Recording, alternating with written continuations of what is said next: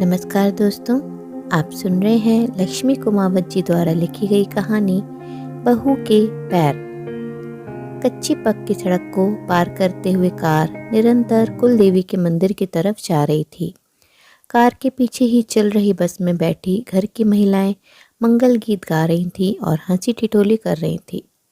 सबके चेहरे पर रौनक देखते ही बनती थी। कल ही घर के सबसे छोटे बेटे वरुण की बारात लौट कर आई है और आज सभी रिश्तेदार मिलकर कुल देवी के मंदिर की तरफ जा रहे हैं। कार में वृंदा जी अपनी नई नवेली बहू तन्नू और बेटे के साथ बैठी अपने पति रामेश्वर जी से बातें किए जा रही हैं।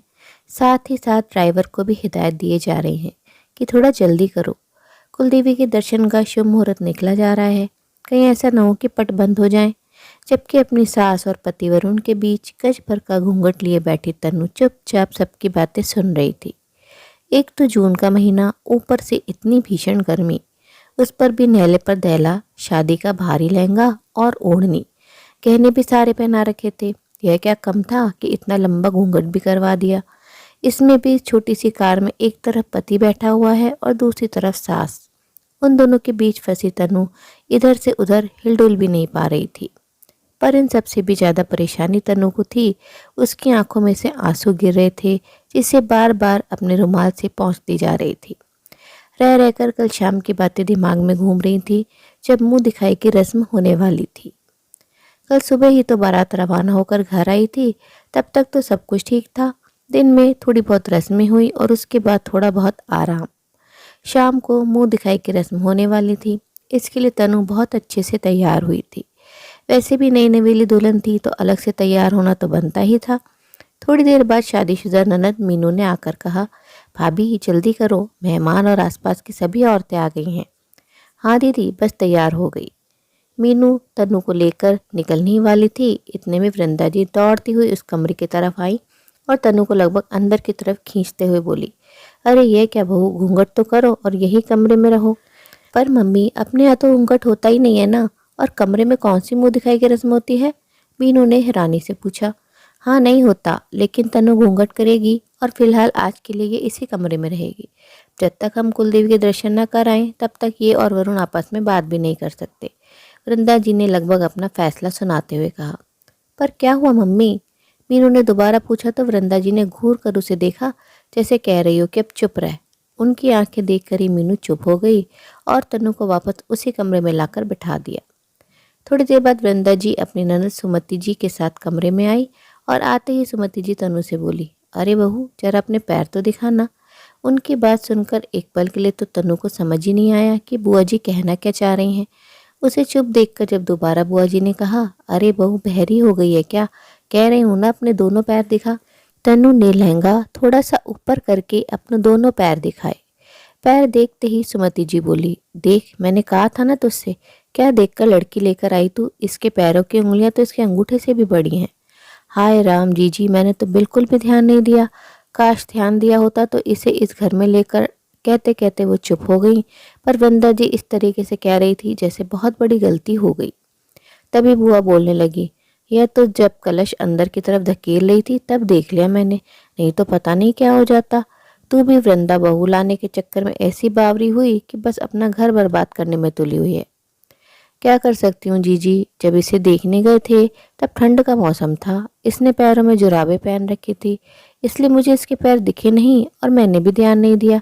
अरे तो जुराबें खुलवा कर देख लेती, इतनी सी भी जुबान नहीं ली तेरी? अरे घर में कुत्ता भी लावे है तो उसके भी पैरों की उंगलियों को देखा जाता है।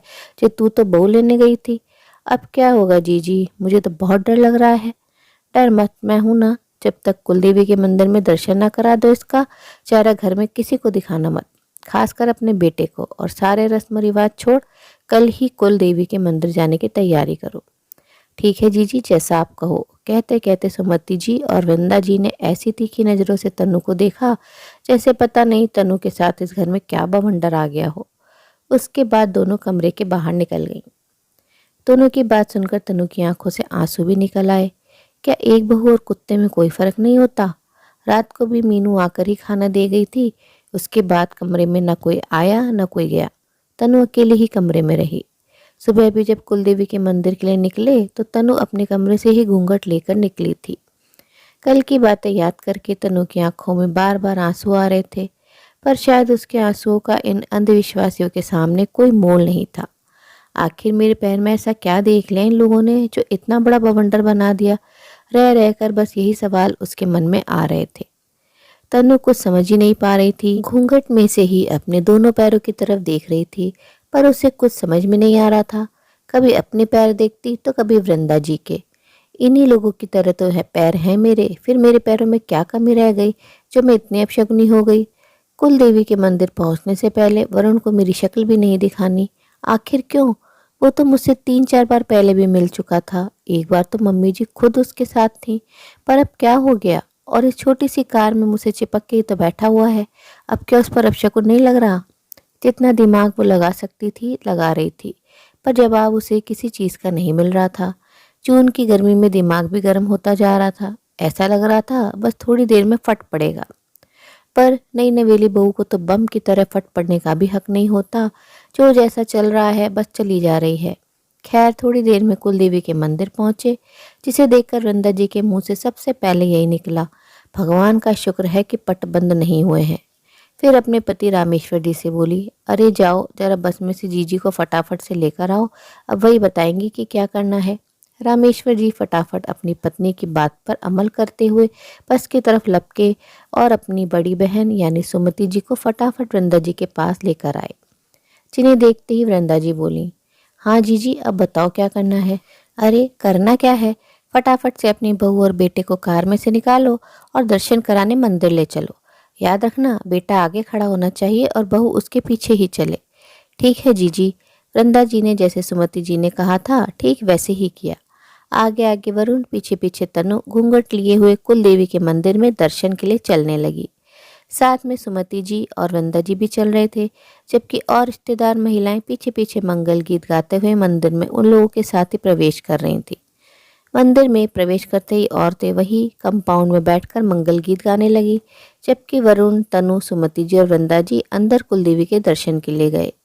कुलदेवी के दर्शन के बाद वरुण को तो बाहर कंपाउंड में बिठा दिया गया, जबकि वृंदा जी, सुमति जी और तनु वहीं पंडित जी के पास बैठ गए। इधर उधर की बात कर वृंदा जी सीधे मुद्दे पर आई और पंडित जी से बोली, पंडित जी माता रानी की कृपा से शादी का सारा काम निर्विघ्न हो गया, किंतु एक समस्या है जिसका समाधान आपको करना है। क्या हुआ बहन जी, बोलिए। इससे पहले कि वृंदा जी कुछ कहती, सुमति जी बोली, अरे ओ बहुरिया, पहले अपने पैर पंडित जी को दिखाना तो। सुमति जी के कहने पर तनु ने खड़े होकर अपने पैर पंडित जी को दिखाए। तनु के पैर दिखाते ही सुमति जी ने बोलना शुरू किया, ये देखो पंडित जी, बहुरिया के पैरों की अंगुलियां तो इसके अंगूठे से बड़ी हैं। आपको तो पता ही है वैसी लड़कियां कहाँ ससुराल में निभा कर पाती हैं। यहाँ तक कि ससुराल में वह अपनी ही चलाती हैं और हमेशा पति को दबा कर रखती हैं। अब हमारा तो एक ही बेटा है, अगर वह भी बहू के कहने पर चलेगा तो भला हमारा क्या होगा? सुमति जी अपनी ही रूम में बोले जा रही थी। तनु उनकी बात सुनकर हैरान रह गई कि भला ये क्या बात हुई? मेरे पैरों की उंगलियां मेरे अंगूठे से बड़ी हैं, इसका मतलब मैं इनके बेटे को वश में कर लूंगी और पूरे घर में अपनी चलाऊंगी। हे भगवान, ये क्या सोच है भला? बहू घर में घुसी नहीं कि बेटा हाथ से जाने का डर सताने लगा। अब जिसके पैरों की बनावट ही ऐसी है वह क्या कर सकता है? अरे तुम लोग भी क्या क्या बात कर रही हो, भला ऐसा भी कभी होता है क्या? दरवाजे पर खड़े रामेश्वर जी ने कहा, जिन्होंने शायद आते समय अपनी पत्नी और बहन की बात सुन ली। अरे आप तो बीच में ना ही बोलो तो ही अच्छा है, आप तो अपने व्यापार पर ध्यान दो। यह घर का मामला है, इससे हमें निपटने दो। वृंदा जी ने रामेश्वर जी को चुप कराते हुए कहा। उनकी बात सुनकर रामेश्वर जी चुप हो गए और चुपचाप बाहर जाकर अपना काम करने लगे। यह नज़ारा देखकर तनु अपनी सास की पैर की तरफ देखने लगी, फिर अपने पैरों की तरफ। उसे तो अभी भी समझ में नहीं आ रहा था कि आखिर किसने अपने पति को वश में कर रखा है। तभी पंडित जी बोले, अरे बहन जी, अब जिसके शरीर की बनावट ही ऐसी हो वो क्या करेगा? आप तो एक काम कीजिए, मैं कुछ पूजा बता देता हूँ, आप लोग वो करवा लीजिए, बाकी सब माता रानी की इच्छा। पंडित जी ने अपने कुछ तरीके बता दिए, लेकिन वृंदा जी और सुमति जी उससे संतुष्ट ना हुई। तनु को भी बाहर घूंघट में ही बिठाकर दोनों मंदिर के एक तरफ जाकर बात करने लगी। जी पंडित जी ने भी पल्ला झाड़ लिया यह कहकर कि जिसकी बनावट ही ऐसी हो वो क्या करेगा। मुझे तो पहले ही पता था इसका कोई उपाय ना है, यह तो लड़की देखते समय ही देखना चाहिए था। लेकिन अब क्या किया जा सकता है, शादी तो हो गई, अब तो हमें ही अपने स्तर पर कुछ करना पड़ेगा। क्या करे जीजी, मेरा इकलौता बेटा है, कहीं बहू के चक्कर में हमें छोड़कर चला गया तो हमारा क्या होगा। तू तो एक काम कर, जहाँ तक हो सके बहू को दबा कर रख और दोनों के बीच में प्रेम पनपने मत दे। वरुण के सामने तो अच्छी ही बने रहना, बाकी फिर मैं हूं ना, मैं देख लूंगी। बस तू तो बहू पर नजर रख। अब आ गई है तो इसी से काम चलाना पड़ेगा। सब कुल देवी की पूजा कर वहां से रवाना होकर घर आ गए। इधर वृंदा जी भी पूरे सासपने पर आ चुकी थी। उन्होंने 100% सुमति जी की बातों पर अमल करना शुरू किया। घर आने के बाद भी वृंदा जी के दिमाग में कोई ना कोई खिचड़ी पक रही थी। आखिर ऐसा क्या करे वो कि जिससे वरुण और तनु में प्यार पनप ही ना पाए। इसलिए जब घर से मेहमान रवाना हुए तब वृंदा जी ने सुमति जी को घर पर ही रोक लिया। सुमति जी ने वृंदा जी को कुछ समझाया और दोनों अपनी योजना पर अमल करने लगी। आज वरुण और तनु की सुहागरात थी। वरुण ने कमरे को फूलों से सजाया गया था। वृंदा जी ने खुद अपनी बेटी मीनू को भेजकर तनु को तैयार करवाया था। रात को तनु कमरे में ही थी। इधर मीनू और वरुण के बीच हंसी ठिठोली चल रही थी कि वृंदा जी अचानक जोर से चिल्लाई, हाय राम, मैं तो मर गई। अचानक से सब लोग वृंदा जी के कमरे की तरफ भागे।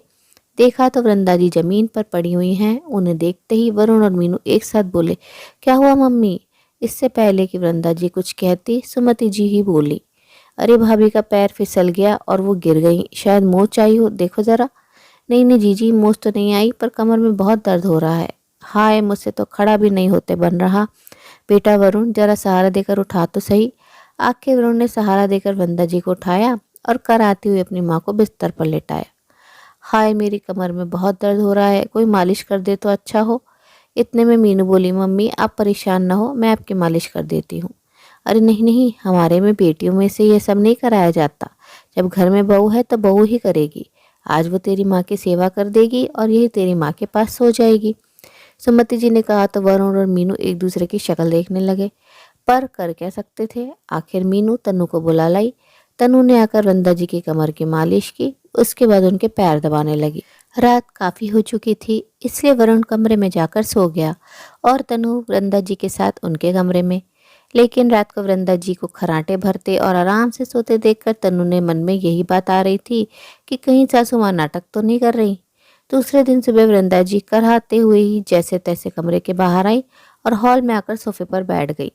वहीं तनु को पहली रसोई की रस्म के नाम पर सुमति जी ने काम पर लगा दिया। बिल्कुल भी मौका नहीं दे रही थी कि वरुण तनु आपस में बात तो कर ले। खाना खाते समय भी कहीं से कहीं तक नहीं लग रहा था कि वृंदा जी को दर्द है, बल्कि बैठी बैठी वो तो तनु के काम में मीन मेघ निकाल रही थी।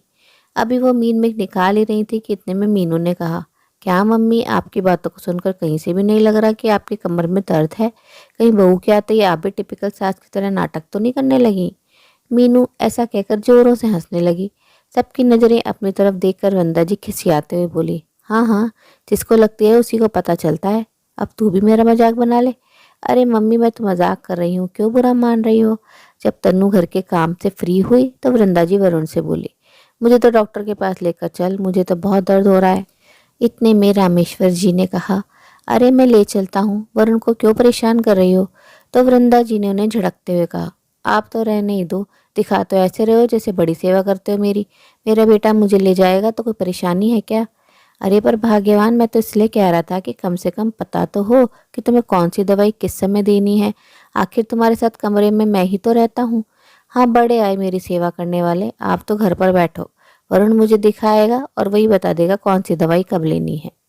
अपने पति को झिड़ककर वृंदा जी रवाना होने के लिए अपने स्लीपर्स पहन रही थी। तब भी तनु अपने सास के पैरों की तरफ बड़े गौर से देख रही थी। कभी उनके पैरों की तरफ देख रही थी तो कभी अपने ससुर जी की तरफ। अभी भी उसे कुछ समझ में नहीं आ रहा था। अभी भी दिमाग में यही बातें चल रही थी कि मेरे पैरों की उंगलियों को देखकर बेटा कहीं बहू की मुट्ठी में ना आ जाए, इस बात का डर लग रहा है। और यहाँ तो इनके पैरों की बनावट इनके अनुरूप होने के बावजूद भी ससुर जी इनकी मुट्ठी में है। हे भगवान, ये दुनिया भी बड़ी अजीब है। पति मुट्ठी में चाहिए और बेटा भी मुट्ठी में ही चाहिए।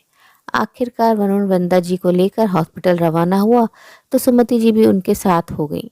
वृंदा जी को सुमति जी के साथ बाहर बैठाकर वरुण डॉक्टर के कैबिन में चला गया।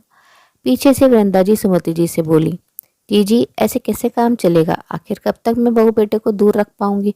देखा नहीं कैसे मीनू से बात पकड़ ली। हाँ, मैं भी यही सोच रही हूँ। आखिर ये नाटक हम हमेशा के लिए तो नहीं कर सकते, अब तो कुछ और ही करना पड़ेगा। बेटे के मन में बहू के लिए गलतफहमी पैदा ही करनी पड़ेगी, जिससे दोनों में प्यार पनप भी ना पाए और ऐसी बहू से हमारा पिंड छूटे।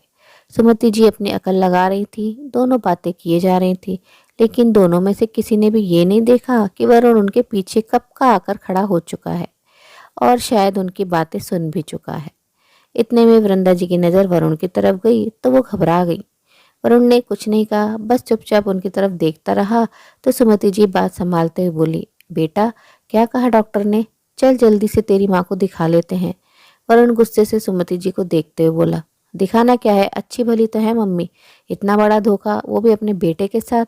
अगर इतनी ही नफरत थी तन्नू से तो शादी ही ना करते, कम से कम उसकी ज़िंदगी बर्बाद तो ना होती। कोई ज़बरदस्ती तो शादी हुई नहीं है हमारी। वृंदा जी से पहले बोलते ना बना, फिर खुद को संभालते हुए गुस्से में बोली, तो और क्या करती मैं? शादी से पहले अगर उसके पैरों की उंगलियां देख लेती तो कभी ना शादी करती मैं तेरी उससे। उस समय तो ठंड के कारण जुराबे पहन कर आ गई अपनी कमी छुपाने के लिए, और अब मेरे बेटे को मुझसे छीन रही है। तुझे अपनी मुट्ठी में करके हमारा घर बर्बाद कर देगी। वरुण को अपनी मम्मी की सोच पर बहुत बहुत गुस्सा आ रहा था। ये कैसी बात कर रही हो मम्मी? आज के ज़माने में ऐसी बातें कौन मानता है? अंधविश्वास में अंधी हुई जा रही हो और खुद अपना घर बर्बाद कर रही हो, पर इल्जाम अपनी बहू पर लगा रही हो। उसकी बात सुनकर वृंदा जी ने कहा, देख ले, असर दिखाना शुरू कर दिया ना उस अपशकुनी ने। आज बेटे को माँ से लड़वा ही दिया। उसके लिए तो मुझसे लड़ने को तैयार हो गया। घर जाकर सबसे पहले उस अपशकुनी को ही निकालती हूँ। ठीक है, बिल्कुल निकालो, पर उसके साथ मैं भी जाऊंगा। पैरों की बनावट को देखकर आपने अंदाजा लगा लिया कि आने वाले वक्त में आपकी बहू आपके बेटे को मुट्ठी में कर लेगी और आपका बेटा आपका ना रहेगा। तो एक बात बताओ मम्मी, आपके पैरों की बनावट तो सही है ना? फिर आप तो कभी भी पापा को झड़क कर एक तरफ बैठा देती हो। आखिरकार वरुण के घर से निकल जाने के बाद सुनकर वृंदा जी चुप तो हो गई, लेकिन इतनी बहस के बावजूद भी वृंदा जी मानने को तैयार नहीं थी। घर आने के बाद सुमति जी तो शक और अंधविश्वास का कीड़ा वृंदा जी को देखकर अपने घर रवाना हो गई, और इधर वृंदा जी अपने अंधविश्वास में ही जी रही थी। वक्त यूं ही बीत रहा था, लेकिन तन्नू को कोई खास फर्क नहीं पड़ता। पति का प्यार था, ननद का साथ था, ससुर का आशीर्वाद था, इसलिए वृंदा जी ज्यादा कुछ कह नहीं पाती। सब इसी तरह हंसी खुशी जी रहे थे, इस उम्मीद के साथ कि कभी तो वृंदा जी अपने अंधविश्वास को छोड़कर तन्नू को मन से अपना पाएंगी। उम्मीद है दोस्तों लक्ष्मी कुमार जी द्वारा लिखी ये कहानी आप लोगों को पसंद आई होगी। कहानी अच्छी लगी हो तो अपनी राय कमेंट बॉक्स में ज़रूर साझा करें और अपने मित्रों व प्रियजनों के साथ भी शेयर ज़रूर करें। दोस्तों आपसे अनुरोध है, अगर आप चैनल पर नए हैं तो ऐसी ही नई नई जीवन से जुड़ी कहानियाँ सुनते रहने के लिए चैनल को सब्सक्राइब जरूर करें। कहानी अंत तक सुनने के लिए आप सभी का दिल से बहुत बहुत शुक्रिया। तो फिर मिलते हैं अगली कहानी में, तब तक के लिए आप लोग अपना ध्यान रखिए, खुश रहिए, ऐसे ही कहानियाँ सुनते रहिए।